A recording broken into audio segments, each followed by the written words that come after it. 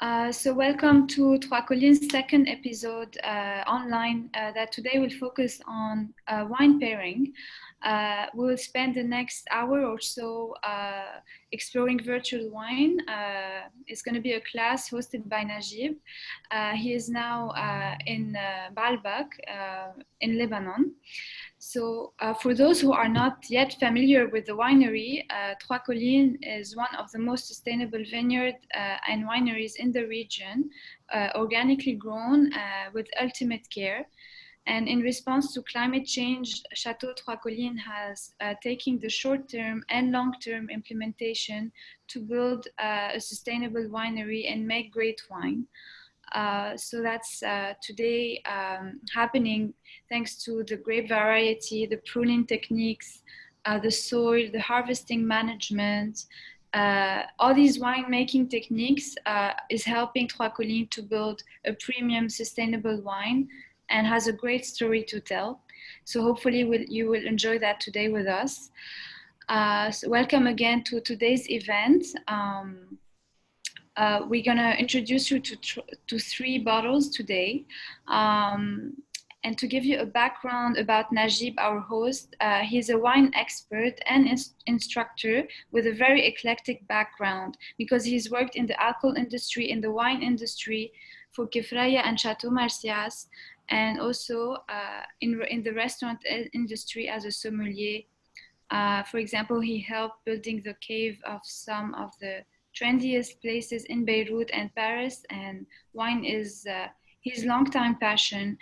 So feel free today to take notes. I invite you to do so and ask questions in the text box of the Zoom so we can address them during the session and at the end of the session.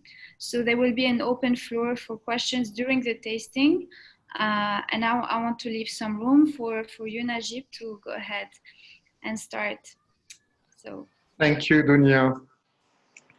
Thank you, Dunya. Today, we're having our second episode about the series of tasting. As Dunya said, I'm welcoming you all from Ain Bourdai in Baalbek, in the Baalbek region. It's very nice to have these topics to discuss and to share tastings virtually. It's not very virtually since we are trying to supply some of our guests by samples. It's a very important logistics behind these sessions. So I would like to thank my colleagues at the office who are doing these efforts. I would like to thank Rachel, Marwan, Rabi, our winemaker, and Ziad, our founder, and everybody who's behind, because I'm very glad to have joined Trois Collines, because it's one of the wines I really love. And today I'll make you discover three of these nice labels.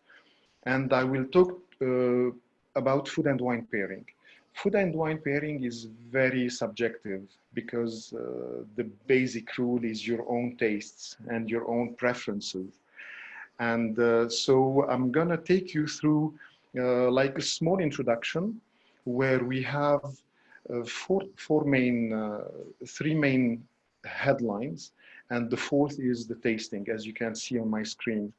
So we're going to talk today about generalities and cultural differences, because food is mainly about the heritage and is a lot of innovation, of course, but we mainly come from heritage, from the use of what our land and weather give us.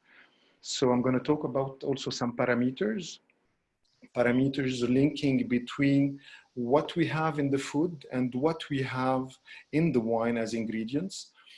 I will take you back, for those who are joining for the first time, I will take you back to a small presentation on Trois Collines. If you don't know exactly Trois Collines, though, Dunya has done a nice introduction. But if you need to know anything about Trois Collines, please feel free to ask.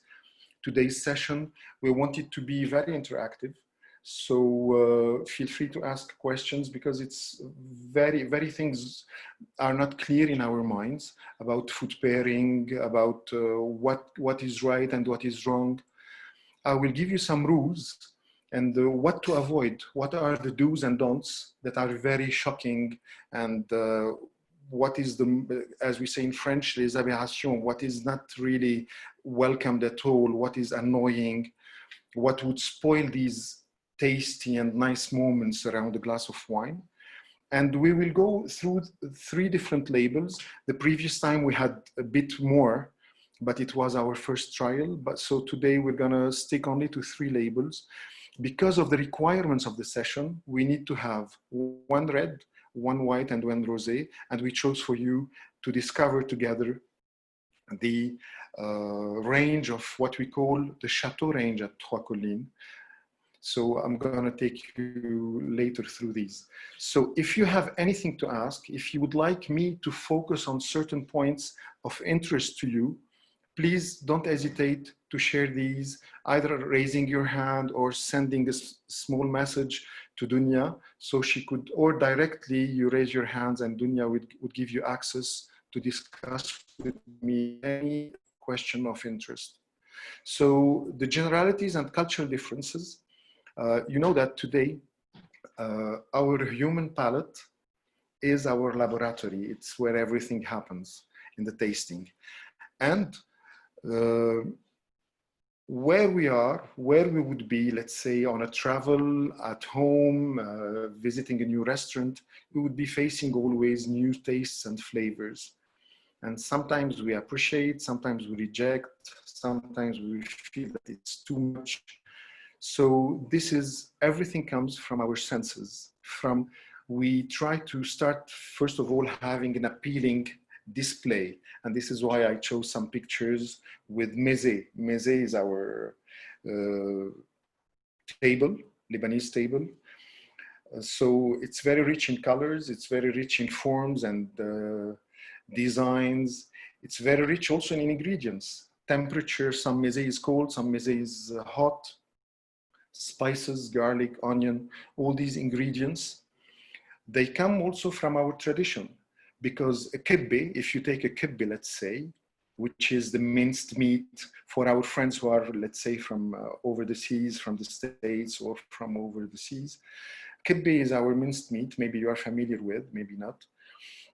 Sometimes it includes some spices. It can include spices and it can include different spices, even from one village to the other. So these are the cultural differences. We make kibbeh in a way. In Aleppo, they make it a different way. In Iraq, they make it a different way. In Turkey, and so on and so forth. So these are the cultural differences. And in parallel, every culture, every civilization developed an alcohol. And that alcohol, based on the geography and the weather, some places we have grapes growing, some places we're not able to grow grapes. So we grow cereals, and from the cereals we produce either whiskey or you name it, a vodka.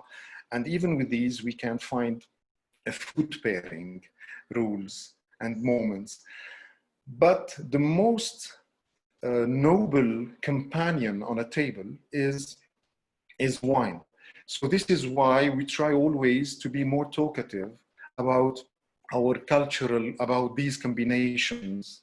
And even civilizations where they don't have wine, they import wine. And I'll give you an example. The UK, Britain, they used to import wine from France and from Portugal, influencing a lot the industry even. And by then they didn't produce wine. Today they are producing some sparkling, some still wines, but still they are very shy. It's a very shy production. So this is a bit about the movement where a good table always, a good table recalls for a good wine. And we try to have a menu, or we try to have, if you're inviting at home, you try to recommend, and yourself, you try to impose a choice, a certain choice. And Dunya is having a poll today where she will be asking you a few questions to know a little bit about your own preferences and how you proceed about the topic, choosing your own wines and so on. So as I said, the first rule is what our land is able according to our weather to produce, be it, can we produce wine? In Lebanon, so far, if I'm talking about our own culture in Lebanon, 50 years, 30 years from now, our main beverage on the table was arak and whiskey. But little by little, these alcohols gave way to some wine, gave way to wine to be introduced in a very subtle way. And the development of the scenery, we had from 5 wineries, now we have more than 60 wineries. So this is to tell you that sometimes culture could acquire certain adaptation and certain changes. And this is why today wine is very important on our, as a companion on our meals, on our dining moments, on our lunches, on our invitations, and so on. Taste. So also we spoke a little bit about taste. Some people prefer sweet wine. Some people prefer dry wine. Sparkles are accepted sometimes during a meal, sometimes they are rejected. Some people still so far would go along all the meal with a glass of whiskey, either straight with no ice cubes or a little bit diluted with a Perrier on the side, whatever.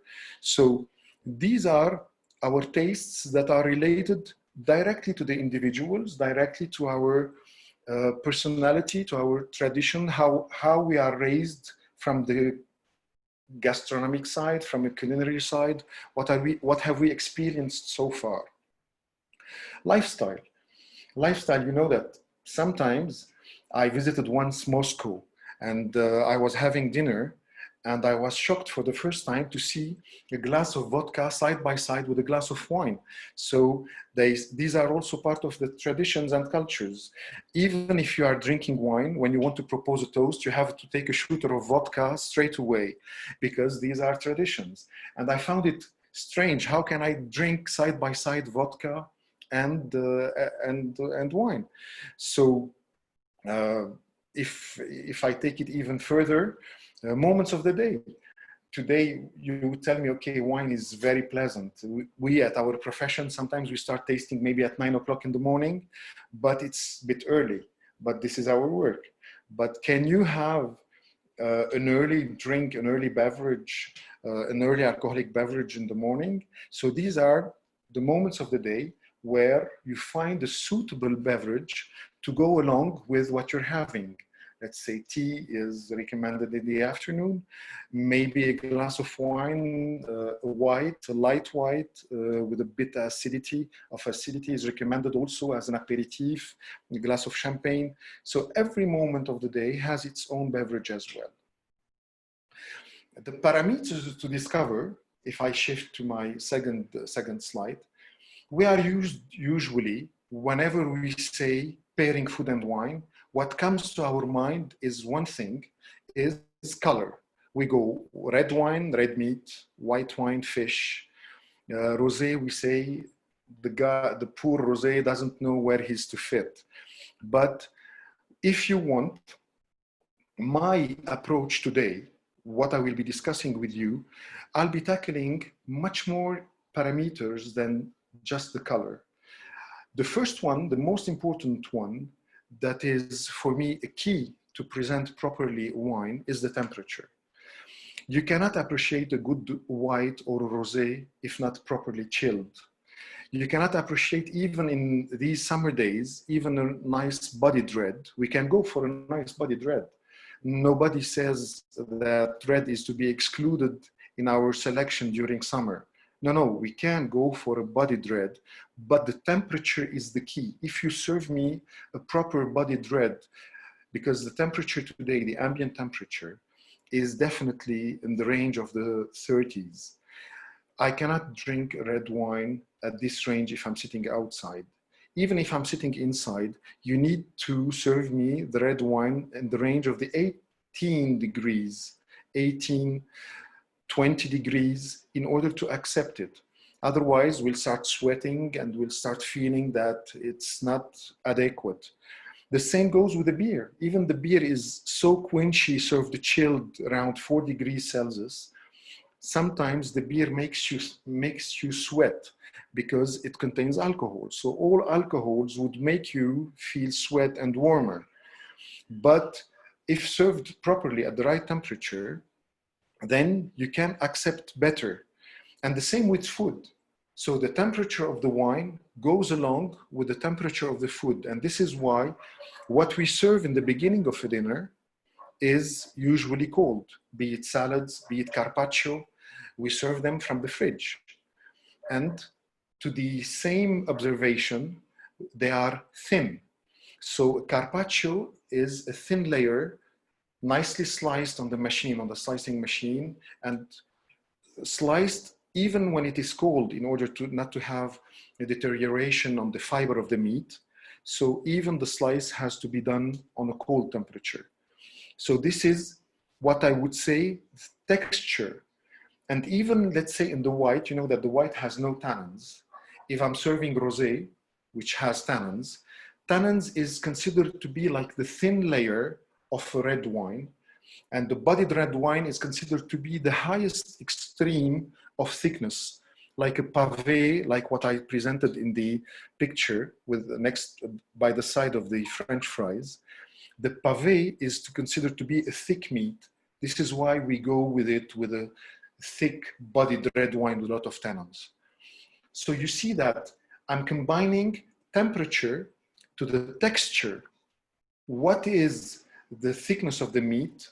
We try to choose for it the right temperature. This is why I can never serve a grilled meat cold. I have to serve the grilled meat at a high temperature. The best out from the grill, straight from the grill, we serve it. And our red wine has to be higher temperature than the rosé, in the range of the 20s, to match this meat. If it is a carpaccio, coming out straight from the fridge around 6-7 degrees, I have to pair with it a rosé, a nice rosé, or a nice white wine, also served at the same temperature, 6-7 degrees. So this is what goes on the palate without making any aggression on the palate, going very gentle and providing the equilibrium, be it in physical equilibrium, structure and texture, and also in temperature. Because wine on the palate has to be caressing, not to be very aggressive.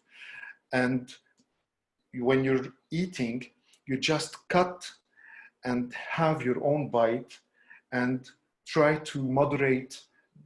But in the wine, your moderation goes through the glass. How you are serving the glass, how cold is your glass, and how warm is your glass. So these are the parameters that sometimes we don't look at. But if you're serving a white wine, even if you chose the best white wine and it's not served properly at the right temperature, you're missing on something. When we're doing a professional tasting, we go room temperature even for the white to see the acidity, to see the balance, to see the defections and so on. But when we're eating, we're doing a pairing, we have to respect these rules. So this as a reminder, the rule of the temperature, the rule of the thickness. I go now to the rule of the structure. What is inside? What is my sauce when I'm cooking? What is inside my sauce? Spices, lemon, olive oil, condiments, other condiments, whatever I'm including in my sauce, tomato paste, because this would make a shift from, let's say, a fish that would go perfectly with a white wine to a fish that would go with red wine, even maybe a bodied red wine. Because if I put spices in my fish and the tomato sauce, if I'm having, let's say, a siyadiyye, or if I'm having whatever, a shrimp that is very metallic, you know that seafood and fish, they do a clash as ingredients with red wine, because one of them, the seafood and fish, contain iodine and the wine contains iron. So iron and iod, they are both metals. And this is what we feel on the palate. You feel sometimes an aggression and an unpleasant aftertaste. This is because you are putting together two metals that won't appeal longer on your palate. But if you're having in between a barrier that is the sauce, if the shrimps, they are dipped in a tomato sauce with a bit of spices and garlic and so on, they would be more pleasant, even with a light red wine, even maybe a bodied red wine. So the sauce changes completely whatever goes with your wine. And you can maybe afford red wine even with the most difficult seafood. So this is a word about structure. Then I would call about the sequence of service. You know, in our meze, in our Lebanese meze, as I was discussing a few days with Dunya, Ara, when you're having Ara is one color, one flavor that is aniseed, and one temperature. It's always cold. And we have cold Ara with the cold meze. We have cold Ara with the hot starters in our meze. And even we have Ara with the grills. And sometimes we have Ara with the dessert. If you're having un fond de verre, you still finish your Ara even with baklawa if you're having your sweets. So what is the secret behind Ara? Because we're talking pairing, even if it's not included today in my tasting panel. Ara has the property of breaking the tastes and cleansing the palate and washing away. Even if you're eating tahina, you have a sip of Ara, it will wash away. And then you can have a tabbouleh. And then you have a sip of Ara, it will wash away. You have a bite of shanklish, whatever. So today, Ara is monotonous, but very pleasant, but monotonous in the sense that it's not providing along the meal different aromas. So it's cutting, presenting, doing like an annihilation of the previous taste and presenting the taste to follow. This is what I'm calling the sequence. But wine, if you're starting, let's say, I'll take also the example of the Lebanese meze. You start, let's say, with our white, the Assyrtiko, that is very pleasant. We had it last time in our tasting. You start with the Assyrtiko because it has a good acidity with our starters. Then you move to the Chardonnay. Chardonnay is also white. You will see it today. It's also white, but Chardonnay is more bodied because it goes through wood. It has more fatty, more rounded. And also the grape is different. So you can go along with the Chardonnay, maybe if we're serving a starter in the Lebanese meze, like a fish starter. Maybe I would say, not siyadi as a starter, I don't know, tagine, maybe tagine of fish. The Chardonnay would be excellent with because it has such smokiness. Then when I reach the grill, I go for the red. Either I go for Nisa red or I go for Chateau red. So I'm trying to evolve with my meal at every moment of the dining moments. I'm having what goes along in the red. But in the Arak, it was the same. So wine, we go crescendo, as if you're climbing a ladder. We go from simple to more complex. We go from thin to thicker structure. And this is how we say that pairing with wine is a crescendo pairing, whereas pairing with Arab is a straightforward pairing. I hope that these comparisons are clear to you. And I hope, like Dunya is now asking you some questions, that you will be able to answer me on, you will be able to react with me on what I've been presenting so far. I hope that these information are not too dull and not too heavy for you. Okay? Thank you, Najib. Thank you.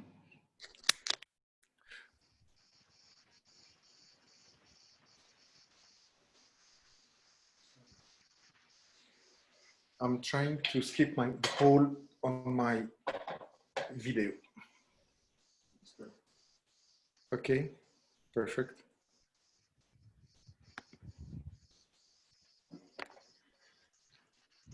And now I will skip the poll on my screen and try to go back to you. So at the end, I would speak to you on the color of white and white between the food and the wine, red between the food and the wine. And you would see now why the color parameter is not sufficient to make your decision about what to choose, what to pair and what not to pair, okay? So as the third pairing rules, about these pairing rules, I will start with a small parenthesis telling you what to avoid in a tasting or even in a dining moment. You know, in Lebanon, whenever you reach a restaurant, I hope that all restaurants will be open again and the touristic sector will be prosperous again very soon. You come to the table and they serve you pickles. Pickles is vinegar. And can you imagine what would be your appreciation on a glass of wine after you having pickles? Or maybe if you're having, though I love very much the olive paste or whatever they prepare, but olive would enhance always the bitterness in wine. And these are the things to avoid when you're doing a tasting or when you're trying to enjoy a good, not even expensive, a good bottle of wine. By respect to the wine, you try to avoid few things that I will mention to you. First, eggs, boiled eggs, very hard to drink with wine. Anchovies. Anchovies also are very, very bad with wine because they will take out of wine any bitter taste, astringency, all these characters that would make you go away from your appreciation, from your savory moment tasting wine. The third is some legumes like asparagus, artichokes. They are very dangerous when you're doing food pairing. So try to avoid them, though they are very pleasant, but be aware, especially if you're trying to get an appreciation from someone, you're treating him a nice glass of wine, and you ask him the question, what do you think about my wine? And you're serving him maybe a canapé with whatever, with artichokes or asparagus. For sure, he will have bitterness or whatever. So these are the main things: olives, mainly black olives, artichokes, and asparagus, eggs, and anchovies. This is so far. Some others are bad to associate to wine, like mayonnaise, because it has eggs. So whenever it's in the recipe, also it would give you these negative notes. So the major pairing rules, I would say that today it's very trendy to have sweet and sour, but going with sweet wine is always very delicate, very, very delicate, because sweet wine, if you're having anything that is sweet, sometimes sweet blocks your appetite. This is why it's preferable to leave sweet wines till the end, unless you're having a specific pose with foie gras. Foie gras, especially if it has a companion of some jammy fruits like figs or like pears in the recipe. Foie gras is always enhanced with sweet wine, with the Sauterne kind, with whatever, Loupiac, Barsac. We at Trois Collines, we're having a plan to launch soon maybe one of these dessert wines to complete our range. But today, sweet wine is very peculiar on the choice, on the choice. And it has to be served in different glasses, in smaller glasses, in smaller quantities, in order not to let people saturate, your guests saturate on the street. Okay, so this is very important. Whites versus red, I spoke about it. The non-match, I spoke about them also. The salads where you have asparagus and artichokes and so on. The antagonism is when you're trying to have two things that would usually, normally in our mind, they would clash, but when you're tasting, you would say, wow, what a combination. Like if you're thinking of, let's say, a blue cheese that is very salty with sweet wine. This usually you would say a red sweet wine with the blue cheese, you would say never. But when you taste them and you go in the experience, you would say that yes, it is interesting, because blue cheese on its own, maybe it's overwhelming on the palate. Whereas when you come with the sweet wine, because sweetness is always enveloping, gives you more velvety, more easier to taste wine. Complementarity is when you're trying to complement. Let's say you're having something that is lemony, and then you go for a white wine that is very acidic. So these are the few examples that I tried to give to illustrate the major rules that I went through through the presentation. You have on this slide, you have certain examples, what goes with the sparkling. The sparkling is the companion all along from the beginning till the end. Champagne is a noble product and it could go along all the way. Dry white wine is stuck maybe somewhere in the beginning with the meal, the aperitif moments and first starters. Sweet wine, as I said to you, only foie gras, and if not, blue cheese, but usually till the end. This is why we would go for Porto sweet wine at the end. Bold red, bodied red, or medium bodied red, they would go perfectly with the main course. When you're serving a main course and you're going high in the higher temperature for the food and the higher end temperatures for the wines.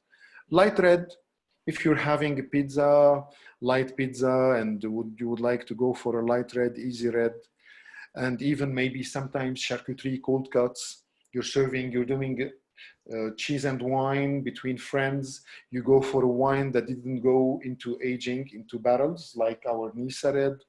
So you go for a light red, you're doing a nice pasta and so on, not complicated things.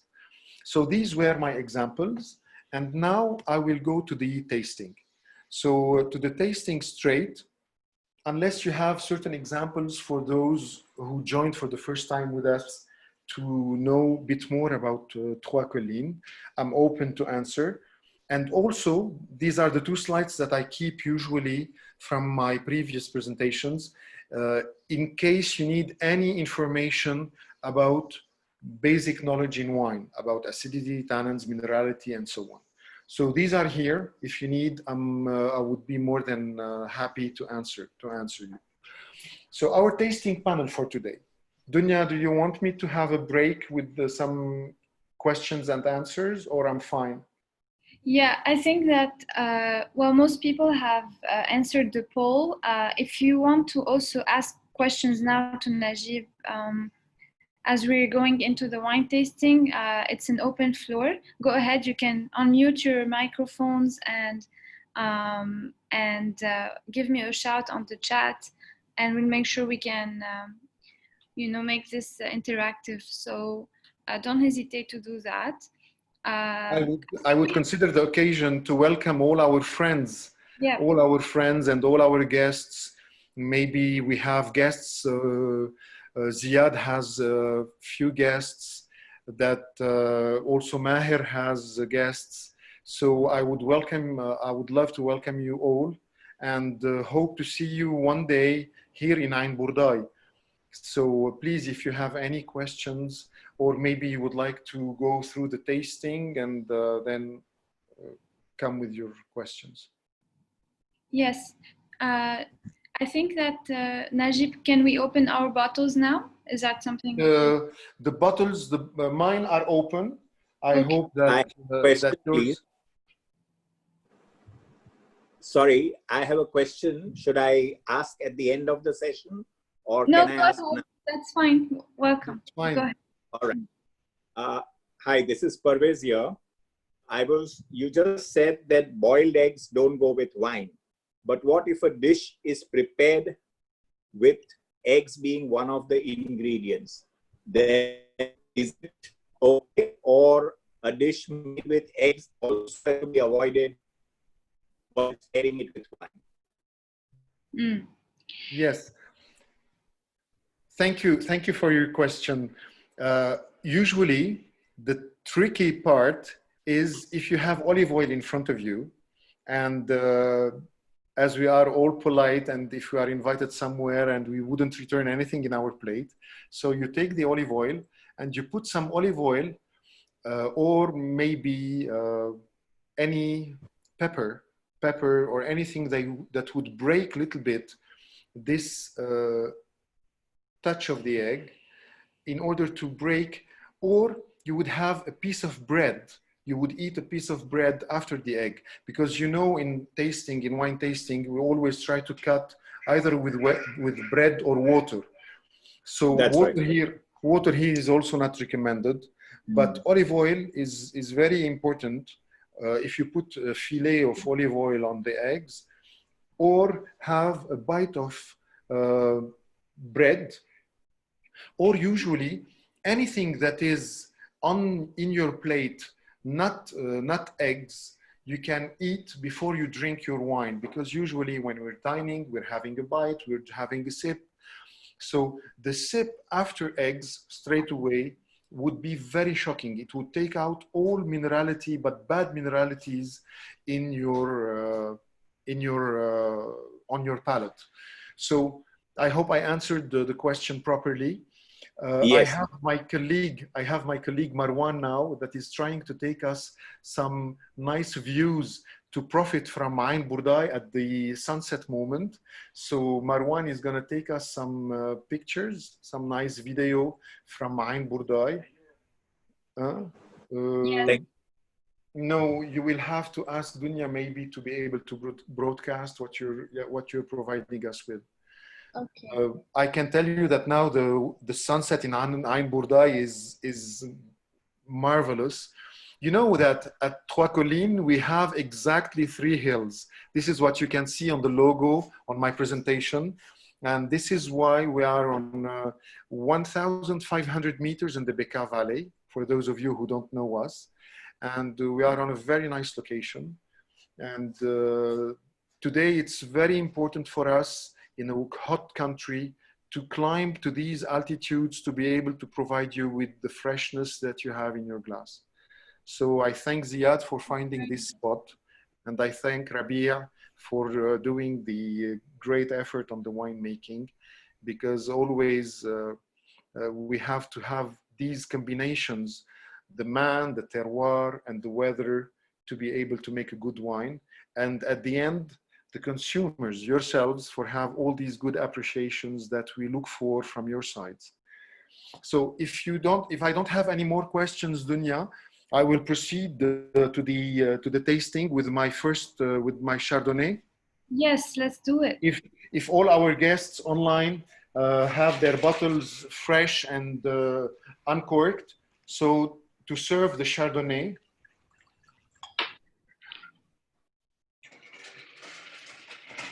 our Chardonnay, 100%.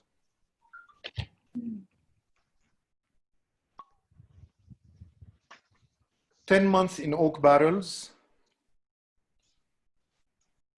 What I want to underline is that Chardonnay here in Lebanon is not exactly a Chardonnay in Burgundy or elsewhere, as you know. So our terroir would always give an expression, not dominating, I would say, but I would say in parallel, you would have, with the varietal expression, you would have a expression of the terroir, and this is up to the winemaker to let these 2 expressions show on the glass. So if you would like to have the nosing, the color of the Chardonnay, it's a yellow gold. It's a bit shiny. It's a shiny surface from the oak aging. Rabia does a great work on this Chardonnay. He makes it fermentation in barrels, batonnage, It's a yeast contact for a long period. This is why you have this freshness on the wine. This is one of our whites that has great success, great price to quality wine, and very pleasant on the nose. And I let you smell, and I would love to have your feedback. So on the nosing, we have, of course, a citrusy, we have a minerality, we have a minerality on the nose, and we have a touch of smokiness. Maybe people want to hear what they're sensing. Yes, with pleasure. If I have a feedback, with pleasure. Karina, do you want to share what you're sensing?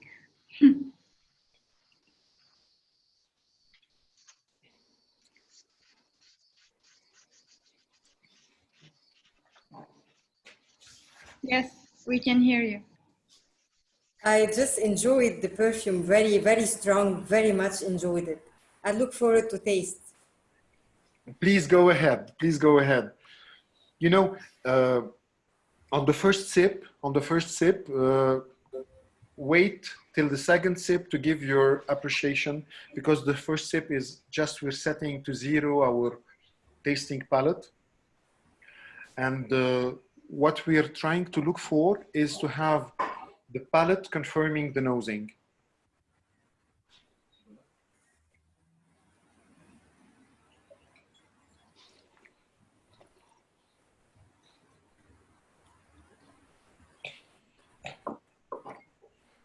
Anyone wants to share? I have do you hear me? Yes. Yes, we do. I can feel the goût boisé a little bit. Is that right? Bravo, exactly. A touch of wood on the palate, but not very dominant, very subtle. The acidity, what about the acidity?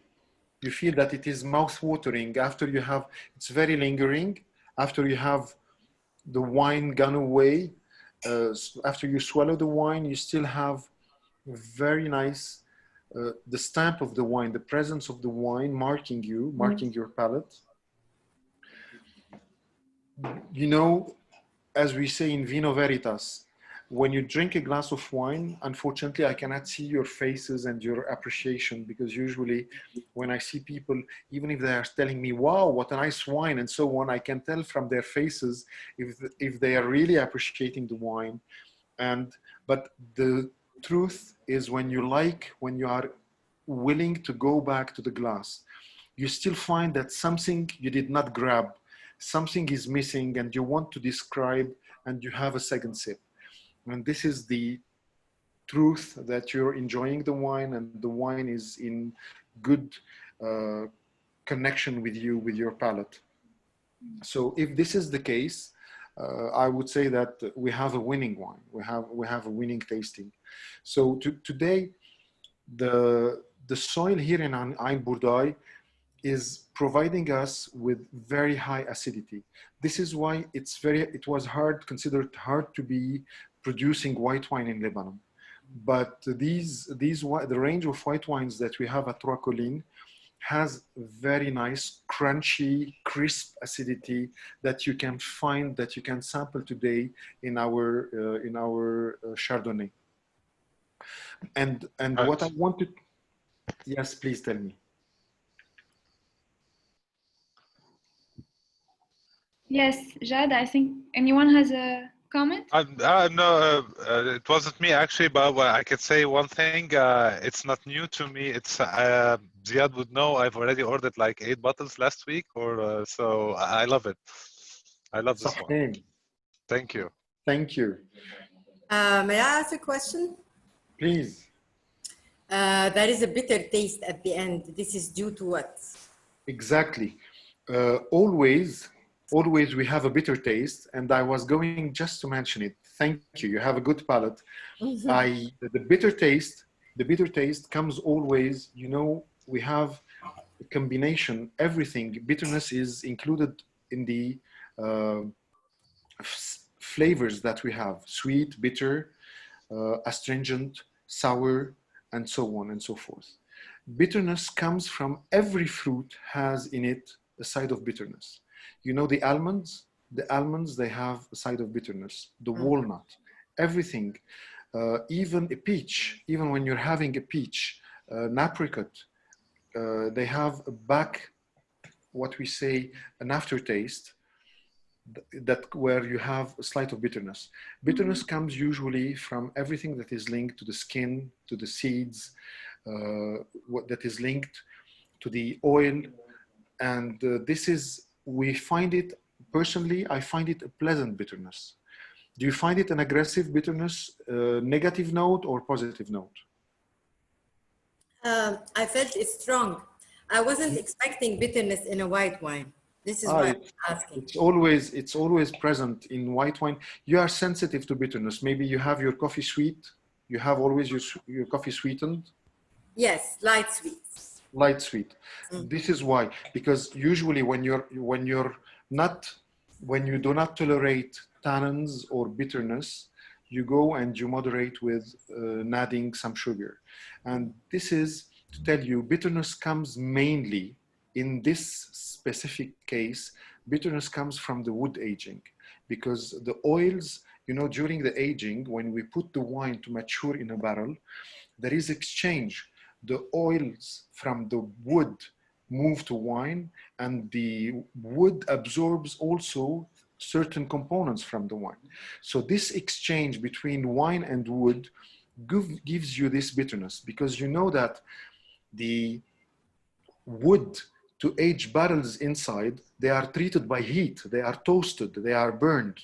So burning the wood would take out from the wood certain components that when into the wine, they would give you this bitterness. Bitterness is considered sometimes to give an extra added value to the wine. In the red, you don't feel it because red has more things to do, more things to camouflage, to hide, because red is so bodied with so many components. But white is so subtle. This is why we age white only 8 months in wood, whereas we age red sometimes up to 18 months in wood, because it can take more wood than white. So this bitterness comes a little bit from the wood, a little bit from the terroir, a little bit from the grapes themselves, and it adds up. And this is what makes if you don't appreciate, we cannot today, as we say, les goûts et les couleurs ne se discutent pas. We cannot discuss. This is something either you like or you don't dislike, but it is present in the wine. Any other comments? Any other comments on the Chardonnay? Well, speaking of bitterness, this is, as you just said, it's about taste. This is the thing that I like most about it, because I like everything bitter. So when you feel it, you like it. So basically, it's a matter of taste. Yeah, true.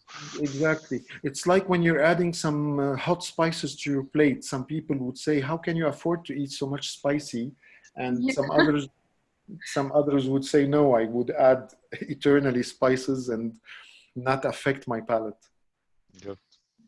But I would say that it is balanced. It has a balanced taste, and usually all Chardonnay would present this aspect, this facet that is not sweety or sucrosité, pas de sucrosité, mais une légère amertume, slight bitterness. If somebody would like to add more, because since we're having only 3 wines today, I would like to take my time with each wine. So if you would like to add more observations, you are welcome. Don't hesitate, even if it is a negative comment. We would take it openly, because today we are discussing, and whatever we do can never please everybody. So you're most welcome, even if you're having negative comment.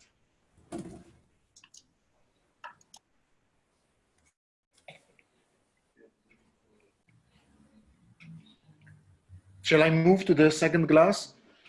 I would invite you to keep some of your, to keep your glasses if you have a set, so we can go back later to the wine and to see when it's reaching room temperature, what is more showing, be it, is the bitterness more hidden, is the acidity more accentuated, are you appreciating more the wine when it's, is the nosing more open when it's reaching room temperature? Because all these parameters would change with the temperature. Okay, now I will pour the Pinot Noir Rosé, the Chateau Rosé, Trois Collines, Chateau Trois Collines Rosé. Also, we're on the 2018 vintage. Here, I would start by describing more the color because we have more of substance to talk about. So I love this robe. The color of this Pinot Noir is exceptional. We are out of the few wineries in Lebanon producing 100% rosé from Pinot Noir.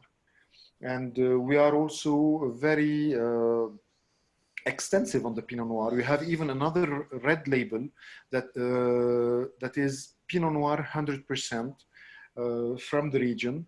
And when you're tasting it, maybe we'll give it a chance to taste it in our third episode.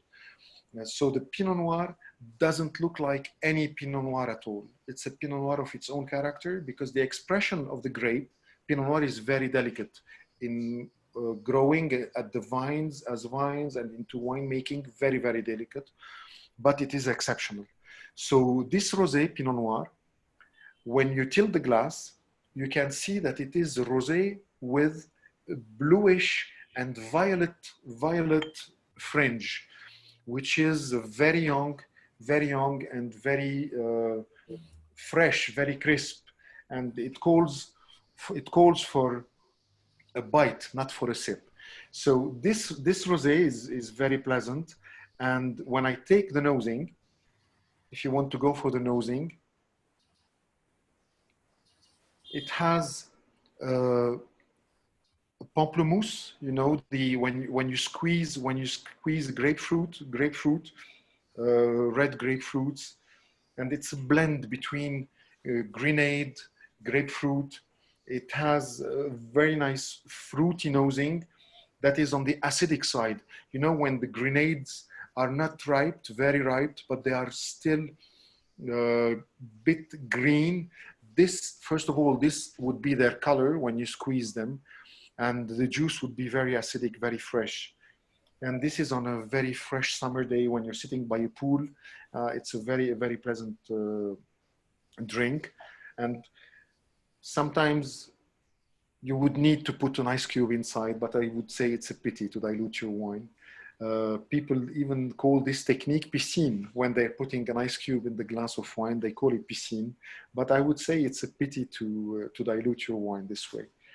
So if you want to go to the tasting, straight to the tasting,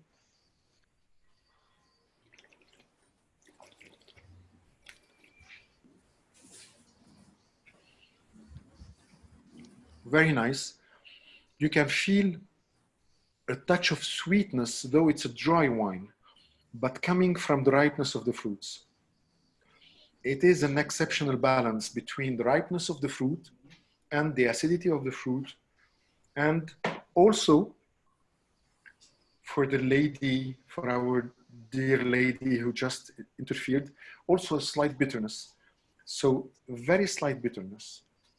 Confirm me if I'm wrong or if I'm right. Very pleasant. Very pleasant. And this is the expression of the grapes, and mostly also the expression of the terroir of Ain Bourdaille, of Trois Collines in Ain Bourdaille. A lot of salt, I would say. Please. I have a question on the grape Pinot Noir. Where is it coming from? Pinot Noir mainly comes from the region of Burgundy and Champagne.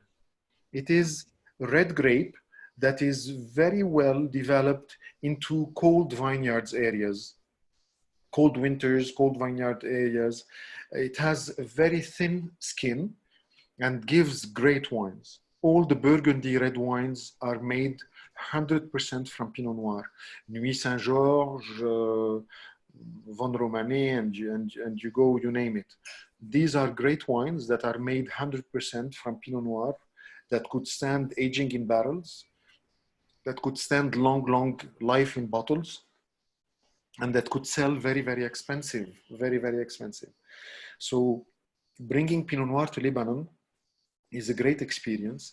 And Ziad was fond of Pinot Noir, and he cultivated a lot of parcels here in Pinot Noir. And today we have 100% Pinot Noir Rosé and 100% Pinot Noir Rouge.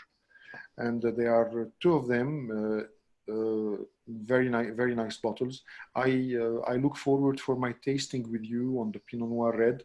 But what we can do is we can taste the Pinot Noir from Burgundy, 100% Pinot Noir from Burgundy, and Pinot Noir from Lebanon, to see that the varietal, how could it change the personality, the character of the wine could change from night, it's between differences between night and day, between what is cultivated here and what is cultivated in Burgundy. It has more tannins, more concentration here in Lebanon, and in Burgundy it has those thus still have good acidity, like what you feel in your glass. It has a very good acidity, but in Burgundy it has very good acidity, but very thin structure. No tannins, very light. Characteristics, Najib, of the slide. We have. Sorry, bravo. Yeah.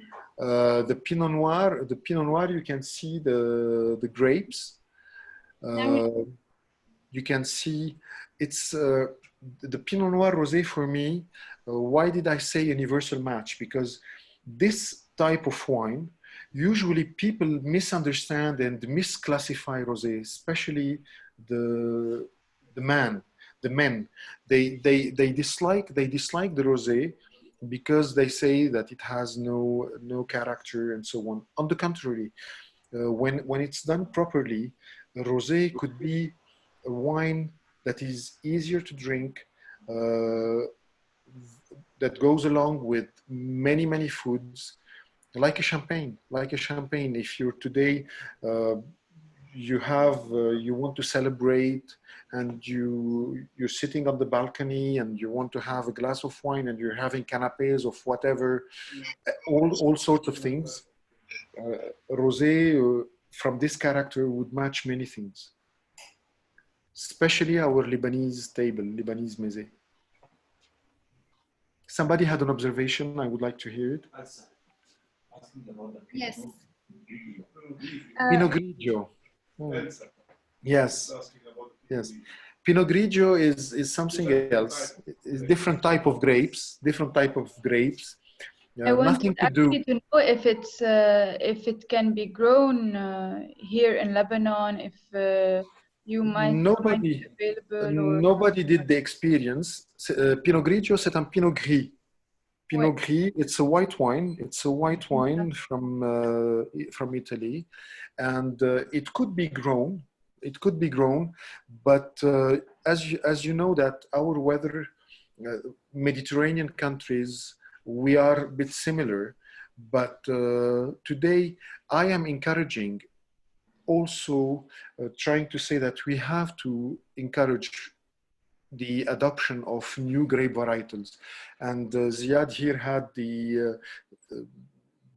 took the risk to bring in Sangiovese, to bring in Assertico from Greece, to bring in Aioritico from Greece as well. So we are experimenting, and this is the nice, fun part about wine. And why not someday bringing in the Pinot Grigio? Why not? And also, I wanted to ask about the percentage of alcohol, like the balance between the percentage of alcohol and the taste of the wine. Sometimes we can feel when we drink a wine that the alcohol is really heavy, that we lose a bit the taste, the aftertaste of the richness actually of the wine.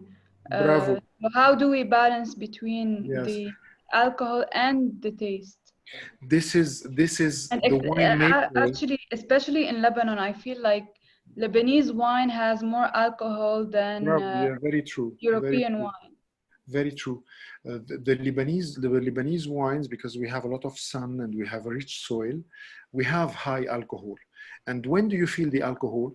When the alcohol is not balanced by acidity and tannins or something else. But when you have a high balance like this wine, specifically this wine, I will tell you that, sorry, I'm sharing the screen now, but you're sorry. sharing the screen. It's you, Dunya. I thought Go ahead. I thought my computer has gone crazy. The alcohol content on our Pinot Noir is 13%. And you do not feel it because usually Pinot Noir or Rosé are usually lower on alcohol. But this one has 13%, which is a high end for a Rosé. And you do not feel the alcohol because it is carried by the acidity. When you have a balance between the acidity and the alcohol, this makes the wine more pleasant and not so aggressive and not so warm on the palate. Because alcohol, even if you chill the wine, it's still warmful. It brings warmth to the palate. On appelle ça, c'est un peu chaud. Alcohol is always hot on the palate. It burns. And this is why when it's balanced with a good acidity, it brings freshness. It brings great freshness. Thank you for the question. Actually, I made this comment earlier to Ziad and Rabia that I felt that your wine has more balance and the level of alcohol is not very heavy compared to other Lebanese Exactly, wines. Because the acidity carries the wine. And this is exactly an aging factor. Today, if you want to keep a bottle of wine in your cellar, if you want to age it well, it has to have high concentration in tannins, good alcohol, and good acidity. High concentration in what? Tannins for a red wine. How do you spell it? Letana. This what gives the red wine its color. The tannins, okay. We call them the tannins. So it's the aging potential to keep a bottle longer in your cellar. To keep a bottle longer in your cellar, it needs to have these three things: tannins, alcohol, and acidity. Okay. Did you feel how salty is the wine? Mm-hmm. Yes. Is anyone sharing with me this perception that the wine has some saltiness? Yes, actually, and I had a different question actually because I've tasted the 2017 vintage. Yes. What was done differently actually? Because this one, on a positive note, looks stronger, more balanced, and this one is great. So what's different between both vintages? The 2017 in Pinot Noir, in the Chateau. Not the 2017 in the Nisa Rosé. Nisa Rosé is totally different blend. It is both Grenache and Tempranillo. It's more of a Spanish style rosé. Grenache and Tempranillo are, both of them are varietals used also as well in Spain in winemaking. And already the 2017 is more melted. After a year, if the wine is not destined, made to age, you would see that the wine the color would become more worn out. So the rosé has the Nisa Rosé 2017, if I recall well, has an exceptional salmony color. So very nice color. I like it very much, and it becomes, if I'm not mistaken, this is Jad interfering. Jad, right? Yes. Yes. So Jad, the 2017 from Nisa is a rosé that would go perfectly with food. But this Rosé would go perfectly as an aperitif, standalone wine, where you're having nothing aside and you're enjoying the wine just for what it is. But the Nisa 2017 has done a good evolution. Usually rosé, you cannot bear them anymore after a year because they are worn out and so on. But the color in the rosé has worn out, but on the body, it has evolved a lot, preserved some acidity, and developed nice aromas. We call them tertiary aromas because in wine, the primary aromas are what you get from the fruit. Secondary aromas is what you get from the winemaking, and tertiary aromas is what you get from the aging.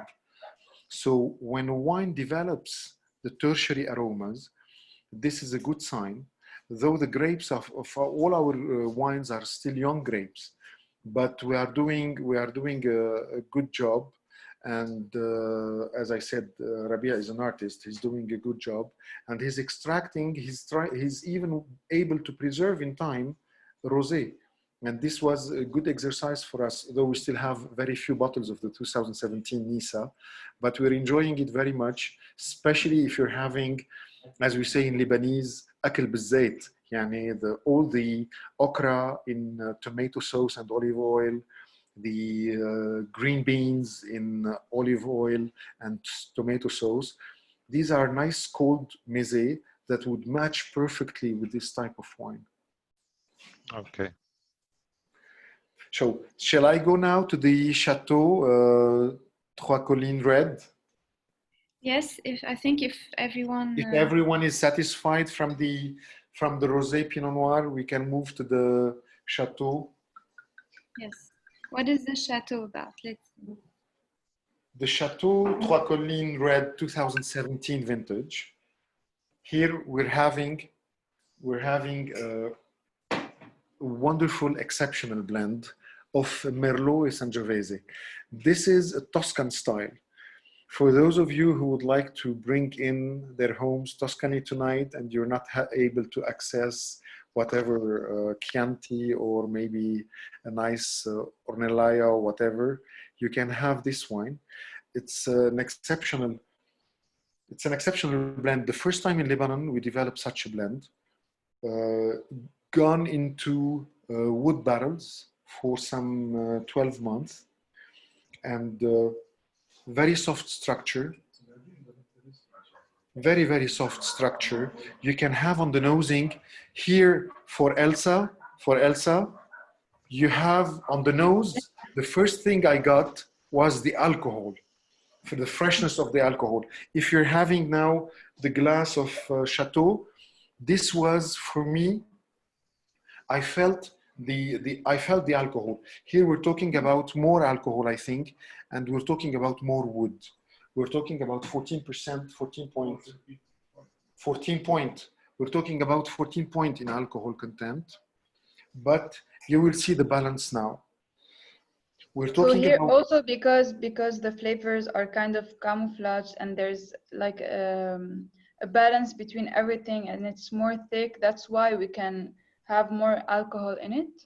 We can have more alcohol in here because we have the tannins, we have the structure, we have the wood. Here we have one more component than the rosé, is the wood. The wood is in the balance, and the wood would give you also always the toasted bread aromas, vanilla flavors, these characteristics that usually you cannot have in rosé. So this is why you can hide the alcohol in there. You can afford to have a high alcohol and it will be sustained. Okay, I have very pleasant fruits, red berries, plums. I always detect nice blend of overripe plums, الخوخ الأحمر, and along with some red berries and vanilla sticks. Vanilla sticks. It's very characteristic. Very, very pleasant red wine. The Merlot always gives you. The smell is kind of unique, actually. It's wonderful. Exactly. The Merlot gives always tooth. يعني blueberries, mulberries, toot, from those of you who know the berries shape in our country here, it gives you toot that is overripe. Sharab toot, when we go and prepare sharab toot and serve it in our homes, once the toot, the berries season is over, and we serve sharab toot at home, it smells like that. It has this smell. It has also a licorice touch, a bit of licorice touch. This is also what comes from the wood, Very complex nosing. As the longer it stays in your glass, the longer it will develop. On the color, thank you, Dunya, for your assistance. On the color, you have its very strong red, purple red, that has a bluish fringe. If you have a white background and you can pass over, you can see it's a medium concentration, medium to medium plus, I would say, concentration. I cannot read through. It has a nice fringe. And when you turn the wine, you try to extract the shy aromas. Those that were hiding, to see if something is changing on the nosing. How long does it need to breathe? As when we have a concentrated wine and a younger vintage, the longer it takes, the better it is, because oxygen in this case is not an enemy, it's an ally. It would give you out of it the nice aromas. It would develop the oily aromas, the olive oil and these flavors that would need oxygen. This is why we turn the glass to let the air go inside and blend and give you all these, develop these aromas. So in your glass, usually an hour, 30 minutes, when you're having a sip, adding more from the bottle or the decanter. In the decanter, it will open definitely in half an hour. In your glass, I don't think you would resist keeping it half an hour. So let's go for the sip, for the tasting.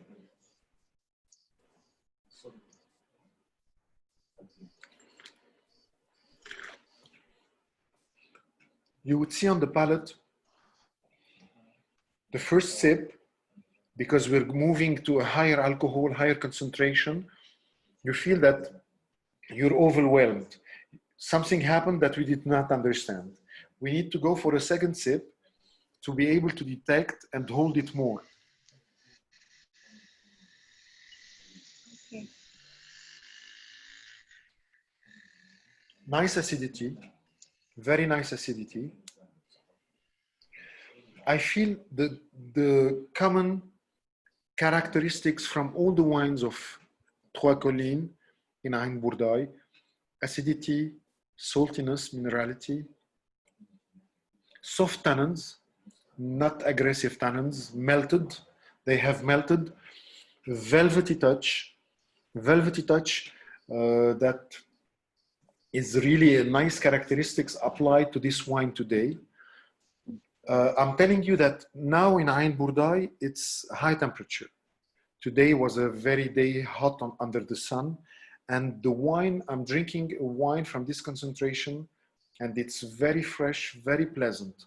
So I think that the temperature we're serving it, when it comes out from the cellar, it's very important to be able to preserve it, not to have a shocking contact with the red wine.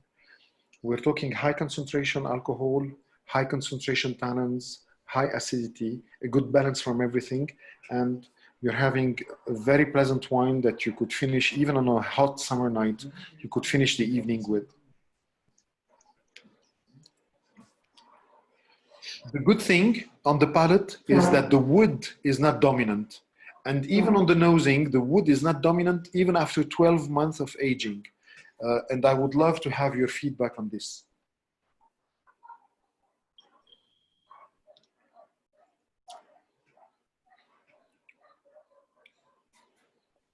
All right, anyone has a comment? Maybe the dominance was the berries? Berries, exactly. Exactly. The dominance is a lot from the berries side. Red fruits. Okay. You feel the tannins till the end. You feel the tannins till the end, even from the middle of the palate till the aftertaste. The palates are still, the tannins are still here. You feel them, but they are not annoying.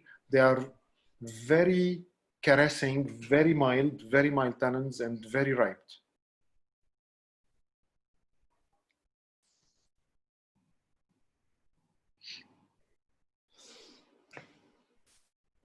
I hope you enjoyed the tasting. I hope you enjoyed the tastings, and I hope that we're 8:15. We're 15 minutes behind schedule. So I'm sorry if I kept you long, but I hope that the session was interesting for you. It was great, actually. It was great. Thank you for all the details, actually. Some of them we didn't know, definitely. Thank you. Thank you. It was a lovely session. I personally think I knew nothing about all what we talked about today. You're most welcome, and we're here for this. We're here to satisfy this purpose. So I thank you all for your time and for joining. And I'm sorry from those of you who did not have a glass or a bottle in front of them because of the logistic limitation. But I'm sure that next time,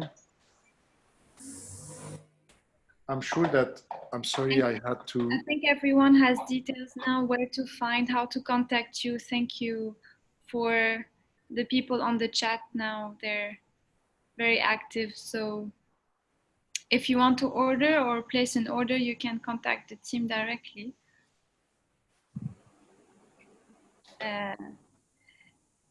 Is there any last question before we close up? And you enjoy the rest of your night. You too. Thank you. I Good want to night. thank you. I want to thank you all for your participation. Thank you. And hope to see you next time. Inshallah. Thank you. Thank you a lot, Najib. It was truly very interesting and informative. Thank you. Thank you for everyone. We are planning from next week and onward to start receiving our guests here in Ain Burdai. And we'll be sharing with you these further plans and schedules. So thank you and have a pleasant Sunday. Bye. Thank you so much. Bye-bye, Najib. Bye-bye. Bye-bye all. Have a nice Sunday. Bye-bye. You too. Thank you. It was very interesting. Thank you.